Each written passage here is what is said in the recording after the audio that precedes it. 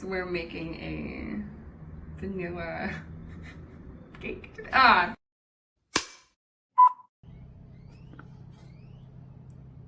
I'm gonna drop it.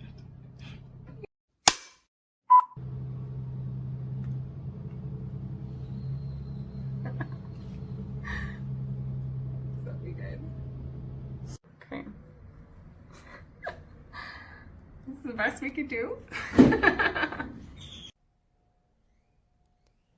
Today we're going to be making one of the easiest cakes I've ever made. If you want to leave out a little bit, just to keep it as simple as possible, we can say 3 basic ingredients. Right now we're just starting with 10 eggs. I like to put them divided into 2 bowls. My kitchen assistant is wearing bright orange and has made an appearance in the reflection. Everyone wave hi.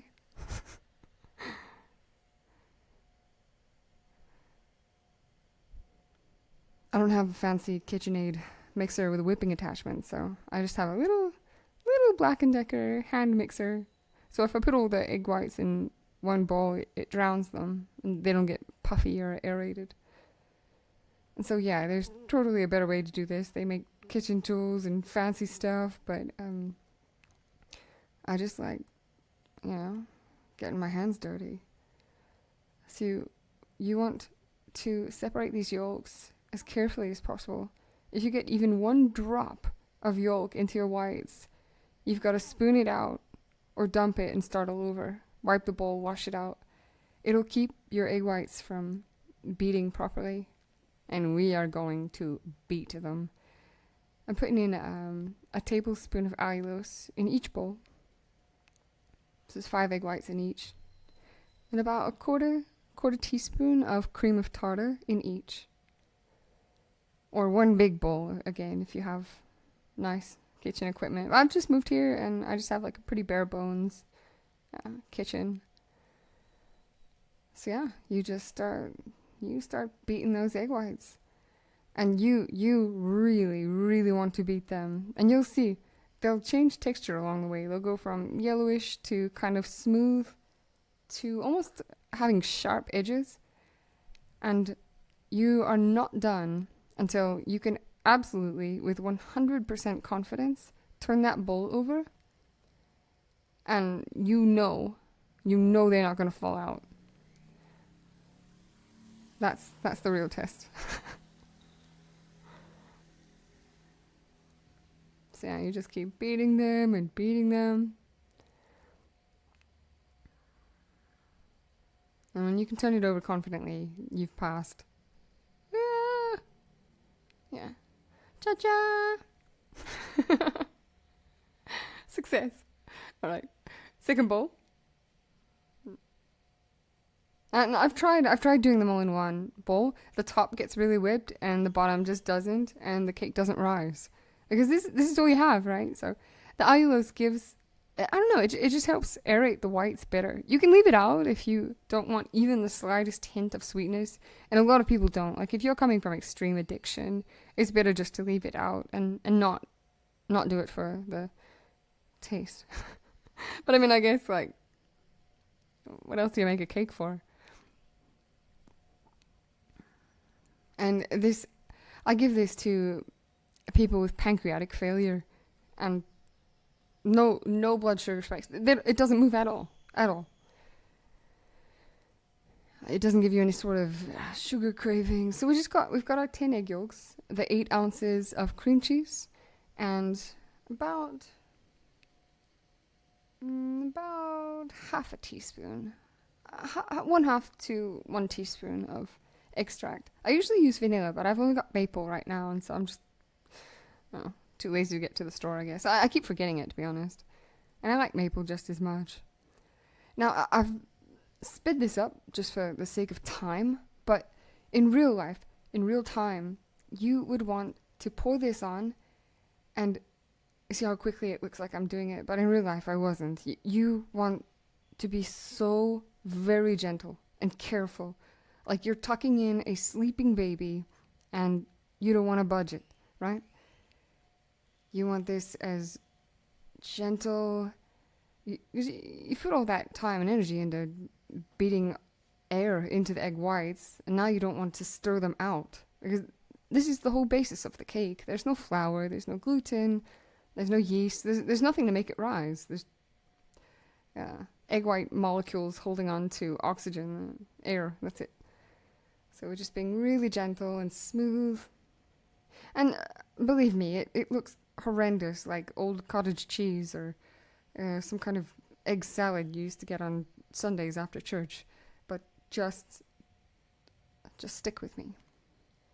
It was about 149 degrees, utterly boiling in my kitchen, so my fat is already melted. I did not put that in the oven. You'll see my, you could see my sweat mustache show up in the beginning bloopers. It was hot. You can also hear the parrots crying in the background. I tried to edit that out, but there was no doing it. So yeah, you just get your butter. If your kitchen is not freezing,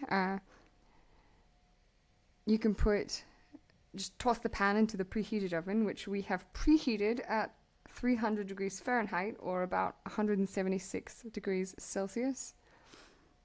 And you can throw the pan in there and put the butter in the pan and just melt it, but mine didn't need any help today. So you want to dump this in really gently and then just pat it as flat as you can, because if there are any peaks standing up, the peaks will bake a lot faster than if it's nice and flat. And you do want it to cook evenly. And right now you can see it's pretty jiggly and it's completely raw. And I'm cooking with a gas oven, and I have almost zero experience with it. So I've had to experiment just a little bit with this. Oh man, look at those camera skills. Yeah, we are professionals. Also, if you have cake pans, I definitely prefer springform pans. But I don't. I have a glass casserole dish that was a hand-me-down, good enough. I put it in for about 25 minutes. Sometimes it's 20, sometimes it's 25, just depends. But about 25 gives you this really golden kind of cornbread texture to it. And I put it in the freezer for about 2 hours. Or you can just put it in the refrigerator overnight, which probably I'll go back to refrigerating it. I got impatient and froze it, but then I completely destroyed it trying to get it out. You'll see in a few seconds. So I've got 2 cups of heavy whipping cream. But oh gosh, again, like I mentioned, heavy cream. I'll probably go back to buttercream icings because this is just, it's too hot here. It's absolutely hot. There's a tablespoon of allulose and half a teaspoon of extract, but I tried to beat this. I tried to beat it into whipped cream, and in the heat, the best I can do is like a light chantilly cream. And I used to live in Scotland, where a lot of British people don't heat their kitchens, and it was so completely frozen. Oh gosh, I'm from Hawaii, right? So I can't handle the cold. And so it was so cold that anytime I tried to make whipped cream, it would turn into butter. So heavy cream is very, very temperature dependent. And so at the last step, I was talking too much. You want to add in about half a teaspoon of konjac jelly powder after you've whipped it as best you can to set the heavy cream. Otherwise, it will melt down and it'll kind of ooze all over the place and it just doesn't set nicely. Konjac jelly is magic. And so we've clearly made a cake band-aid. I cut a little bit too much off. And you're just gonna take the spatula and get as much as you can on. Kind of smooth it out pretty nicely. And you can see it's not puffy. I couldn't get it to puff. It's more like almost looks like cream cheese. Chantilly it is. Yeah, see the one I utterly destroyed. But it's okay, because we have lots of cake band-aids. And cream pretty much forgives all of your mistakes if you do it right. Just beep, beep, beep. We don't make any mistakes here, just happy accidents. Yeah, and if you do have a broken layer, put it in the middle. And that way you can just shove a bunch of cream on top and on bottom and no one will ever know. It won't really fall apart. I mean, unless you've done a really horrendous job. And then you should probably just eat that layer and make a 2-layer cake. Or, if you're terrified, just make a single layer cake.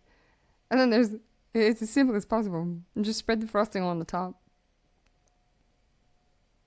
You can totally eat those pieces. My kitchen assistant usually does.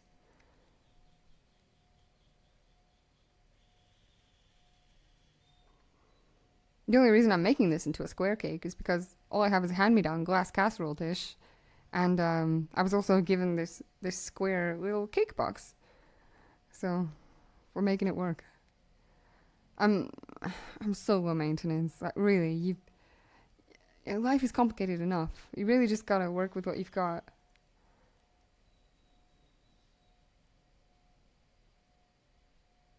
Yeah, so you just want to just shove the cream into the cracks. It honestly does give a lot of stability to the cake. Once it sets, it slices almost like a kitchen sponge. Really nice.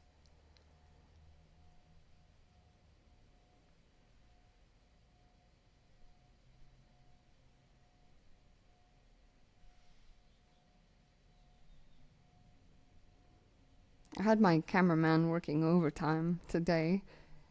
He was a bit late for work, and the cake went directly into the lunchbox, and off he went.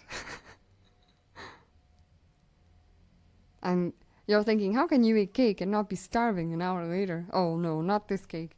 It has a pretty good fat protein ratio to it, to where you won't get any sugar spikes. It actually gives pretty solid, stable energy to it. But it kind of satisfies that, that hunger for something nice now and then. And just leave a little bit in the bowl so we can pipe it. If again, you want to go this extra step.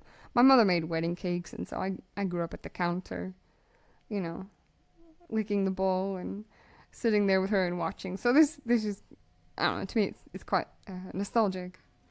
And this cake, I know it looks horrendous. So we've done the best we can to kind of smooth out the edges, and the corners are pretty lumpy. So we just put this little magic. There we go. See, fixes everything. Just gonna get right in there. I had to do this really fast because my assistant was late for work. So I'm just making it work.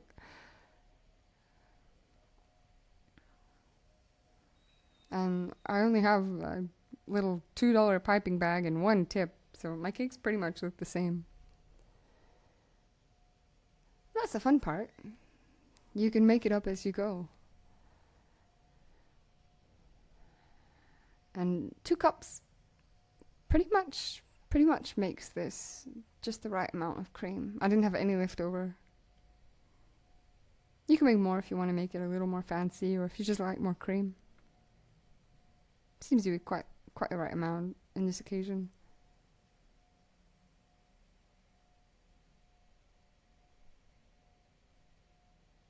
A little bit left, and voila!